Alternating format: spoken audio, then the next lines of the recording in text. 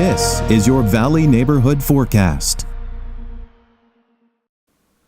Hello everyone, your weekend edition of your Valley Neighborhood Forecast. Temperatures are going to be hot. Now, temperatures to the south, not as bad, should be in the mid-90s for Chico, but Redding, I do think you're going to reach that 100-degree mark here later on this afternoon. And it's all thanks to high pressure I've been talking about all week long. Big void of clouds, big arc in the clouds, big void of clouds, that is, in the eastern Pacific.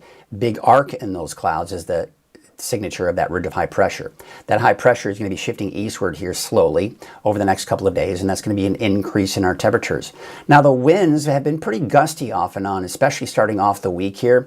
Still a little breezy at times through the afternoon hours, but nothing to be terribly concerned about. We're starting Saturday morning off with fairly calm winds. They pick up about 10 to 15 miles per hour, and then going into your Sunday, even through midday, shouldn't be that bad. So no major wind events heading our way. That is a big help when we're looking at our fire weather risk. Now, humidity levels are still going to be low. Those numbers you see on the screen, that's relative humidity. So in the single digits, 9% for Redding, 7% for Red Bluff. The colors indicate the fire weather risk. It combines temperature, the humidity, and those winds. So we're in that moderate and in some cases getting close to high range. Now, I do expect that the fire weather risk will increase as we take you into your Saturday afternoon. You can see a little bit more orange on the map indicating moderate to high fire weather risk.